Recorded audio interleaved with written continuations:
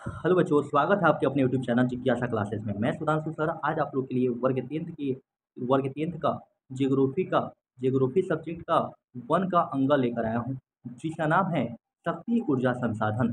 शक्ति ऊर्जा संसाधन। देखिए, इसमें हम लोग शक्ति ऊर्जा संसाधन के बारे में पढ़ेंगे। चलिए बिना देरी का क्लास को प्रारंभ किया जाए। देखिए क्या कह रहा है यहाँ पे, पहला टॉपिक प्राथमिक ऊर्जा, क्षयशील ऊर्जा, पारंपरिक अनवीकरणीय ऊर्जा स्रोत का उदाहरण कोयला, पेट्रोलियम एवं प्राकृतिक गैस है। द्वितीयक ऊर्जा, गौण ऊर्जा, गैर पारंपरिक एवं अक्षयशील ऊर्जा एवं नवीकरणीय ऊर्जा का स्रोत का उदाहरण जल विद्युत ऊर्जा, सौर ऊर्जा, पवन ऊर्जा, ज्वारीय ऊर्जा इत्यादि है। यानी आपसे पूछेगा पारंपरिक ऊर्जा का उदाहरण क्या होगा, तो आप बताइएगा कोयला, पेट्रोलियम एवं प्राकृतिक गैस। अगर आपसे पूछ देगा कि गौण ऊर्जा का उदाहरण बताइए, तो आप बताइएगा जल विद्युत ऊर्जा, सौर ऊर्जा, पवन ऊर्जा, ज्वारीय ऊर्जा इत्यादि। अगला टॉपिक देखा जाए कि भारत में कुल पाए जाने वाले कोयले को दो समूहों में बांटा गया है। यानी भारत में जितने भी प्रकार के कोयले पाए जाते हैं, जितने भी समूह के कोयले पाए जाते हैं, उनको दो बराबर भागों में बांट दिया गया है। एक होता है गोंडावना समूह और एक होता है टर्शियरी समूह। देखिए, भारत के कुल उत्पादन का 99% भाग प्राप्त होता है। यानी गोंडावना समूह 99% भाग पर गोंडावना समूह होता है। इसका निर्माण जो है 20 करोड़ वर्ष पूर्व हुआ था। यहाँ भारत के कुल कोयला भंडार का 96% स्थित है। देखिए टर्शियरी समूह में क्या कह रहा है कि टर्शियरी समूह के कोयले का निर्माण लगभग 5.5 करोड़ वर्ष पूर्व हुआ था और यहाँ 4% जो है कोयला का भंडार स्थित है। देखिए अब देखिए, कोयला का वर्गीकरण मुख्यतः 4 प्रकार से किया गया है। एक होता है एंथ्रासाइट। तो बाबू एंथ्रासाइट के बारे में देख लिया जाए क्या होता है कि सर्वोत्तम कोटि का कोयला, ठीक है ना, एंथ्रासाइट होता है। इसमें कार्बन की मात्रा जो होती है 90% होती है। यानी पूछ देगा एंथ्रासाइट जो कोयला है वह किस प्रकार की कोयला है, किस कोटि की कोयला है, तो सर्वोत्तम कोटि की कोयला है। और इनमें कार्बन की मात्रा कितना प्रतिशत पाया जाता है, तो 90% पाया जाता है। और एंथ्रासाइट प्रकार का जो कोयला है इसका प्रयोग कहाँ किया जाता है, तो इसका प्रयोग धातु को गलाने में किया जाता है और इसे कुकिंग कोयला भी कहा जाता है, यानी कोकिंग कोयला भी कहा जाता है। आपसे यह भी क्वेश्चन पूछ सकता है कि कोयला के किस प्रकार को कोकिंग कोयला कहा जाता है, तो आप याद रखिएगा एंथ्रासाइट, याद रखिएगा एंथ्रासाइट। चलिए देखिए, दूसरा का होता है बिटुमिनस। इसमें कार्बन की मात्रा जो होती है ना 70% से लेकर 90% के बीच ही होती है। याद रखिएगा, इसे परिष्कृत कर कर कोकिंग कोयला बनाया जा सकता है। भारत में सबसे अधिक कोयला इस श्रेणी की होती है। पूछ देगा भारत में सबसे अधिक प्रकार की कोयला कौन सी है, तो बिटुमिनस। अगला टॉपिक जो है लिग्नाइट। इसमें कार्बन की मात्रा जो है ना 30% से 70% के बीच होता है। याद रखिएगा, इसे भूरा कोयला भी कहा जाता है। यानी किस कोयला को भूरा कोयला कहा जाता है, तो लिग्नाइट। पीट में अगला पीट, इसमें कार्बन की पीट जो होता है ना, तो पीट में कार्बन की मात्रा जो होती है वो 30% पाए से भी कम होता है। याद रखिएगा, पूछ देगा कि कोयला का वर्गीकरण मुख्यतः 4 भागों में किया गया है, कौन कौन सा, आप बताइएगा एंथ्रासाइट, बिटुमिनस, लिग्नाइट और पीट। कौन कौन सा, एंथ्रासाइट, बिटुमिनस, लिग्नाइट और पीट। देखिए एंथ्रासाइट में जो है कार्बन की मात्रा 90% होती है, बिटुमिनस में कार्बन की मात्रा 70 से 90% के बीच होती है, लिग्नाइट में कार्बन की मात्रा 30% से 70% के बीच होती है और पीट में कार्बन की मात्रा 30% से भी कम होता है। सबसे उच्चतम कोटि की कोयला कौन सी है, तो एंथ्रासाइट है। और सबसे निम्नतम कोटि की कोयला जो है वह पीट है, जिसमें कार्बन की मात्रा कितने प्रतिशत, तो 30% से भी कम। याद रखिएगा।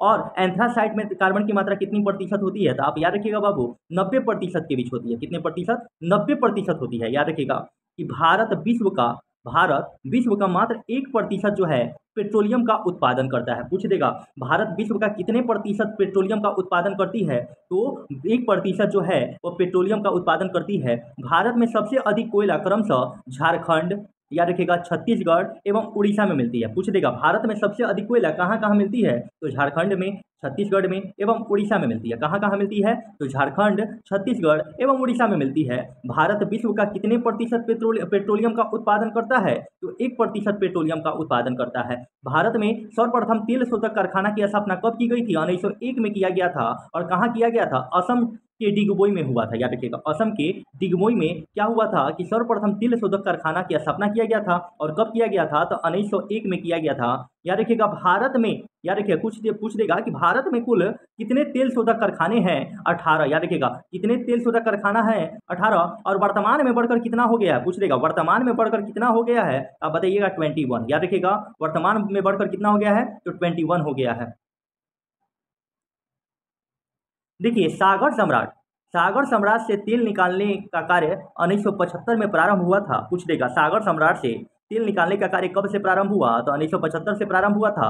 भारत में सर्वप्रथम जल विद्युत संयंत्र की स्थापना कहाँ किया गया था, तो दार्जिलिंग पश्चिमी बंगाल में हुई थी। याद रखिएगा, भारत में सर्वप्रथम जल विद्युत संयंत्र की स्थापना दार्जिलिंग यानी पश्चिम बंगाल में हुई थी। याद रखिएगा, दूसरे जल विद्युत संयंत्र की स्थापना कावेरी नदी पर शिव समुद्रम जल प्रताप कर्नाटक में हुई थी। अब अगला देखिए, भाखड़ा नागल परियोजना सतलज नदी पर एवं हीराकुंड परियोजना महानदी तथा नागार्जुन सागर परियोजना कृष्णा नदी पर स्थित है। अगर पूछ लेगा कि भाखड़ा नागल परियोजना किस नदी पर स्थित है, तो सतलज नदी पर। हीराकुंड परियोजना किस नदी पर है, तो महानदी पर है। और नागार्जुन सागर परियोजना जो है वह किस नदी के किनारे पर स्थित है, तो कृष्णा नदी पर स्थित है। भारत में याद रखिएगा कि भारत में सर्वप्रथम परमाणु विद्युत संयंत्र की स्थापना मुंबई के निकट तारापुर यानी कि महाराष्ट्र में हुई थी। याद रखिएगा, राणा प्रताप परियोजना राजस्थान का कल्पकम, तमिलनाडु का नरोड़ा, उत्तर प्रदेश का काकारापा काकरापारा याद रखिएगा, गुजरात कैगा कर्नाटक, कुंडलकुलम तमिलनाडु में स्थित है। याद रखिएगा, सोलर प्लेट के ऊपर सिलिकॉन की परत रहती है। यह प्रकाश ऊर्जा को विद्युत ऊर्जा में परिवर्तित करता है। गोबर गैस याद रखिएगा, गोबर गैस प्लांट मीथेन यानी CH4 से संबंधित है। याद रखिए, गोबर गैस जो है प्लांट मीथेन CH4 से संबंधित है। याद रखिएगा, यहाँ पे समझिएगा, यहाँ पे ध्यान देके समझिएगा, राणा प्रताप परियोजना राजस्थान के कल्पकम, तमिलनाडु नरोरा, उत्तर प्रदेश का काकरापारा, गुजरात का कैगा कर्नाटक, कुडनकुलम तमिलनाडु में स्थित है। अब एक चीज अभी याद रखिएगा कि गोबर गैस प्लांट मीथेन यानी कि CH4 से संबंधित है।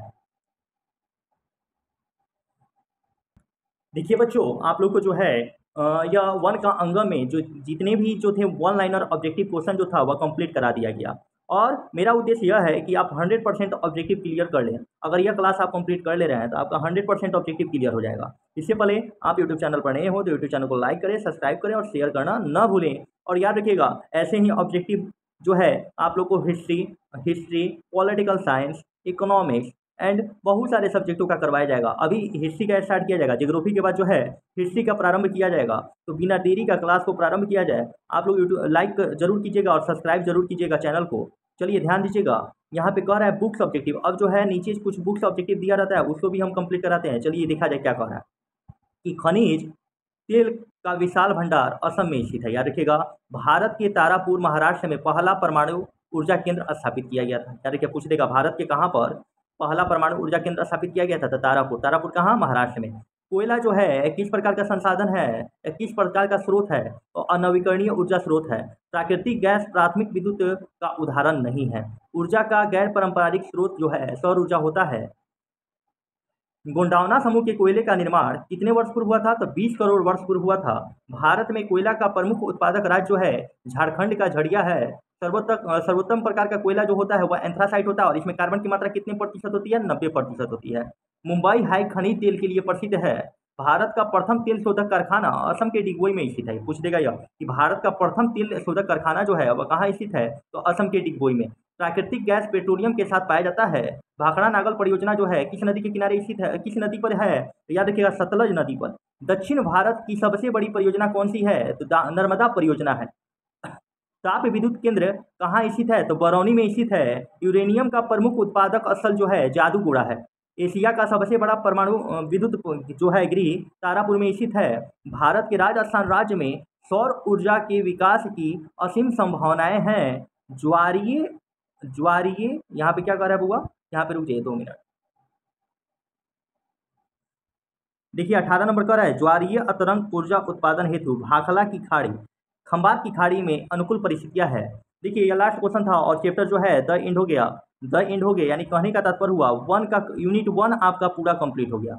यूनिट 1 पूरा कंप्लीट हो गया, जिसमें आपको 1 का क कंप्लीट कराया गया, 1 का ख कंप्लीट कराया गया, 1 का ग कंप्लीट कराया गया, 1 का घ कंप्लीट करवाया गया और 1 का अंग भी कंप्लीट कराया गया, साथ साथ 1 भी कंप्लीट कराया गया। तो बाबू यह जो है यूनिट 1 समाप्त हो गया है। अगर आप यूनिट 1 का क ख ग नहीं देखे हैं तो पीछे आपको डिस्क्रिप्शन में जो है लिंक दे दिया गया है और उस लिंक के माध्यम से आप वीडियो को जरूर देखें, क्योंकि वह अगर वीडियो आप नहीं देखते हैं तो आपको समझ में नहीं आएगा। यहाँ तक बनने के लिए बाबू दिल से थैंक यू। जय हिंद, जय भारत, जय बिहार।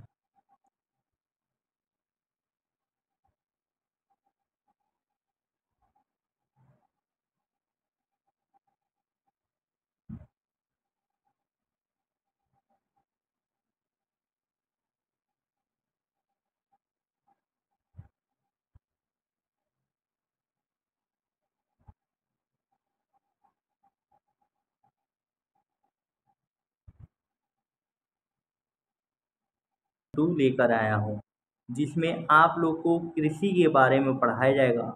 चलिए बिना देरी का क्लास प्रारंभ किया जाए। इससे पहले आप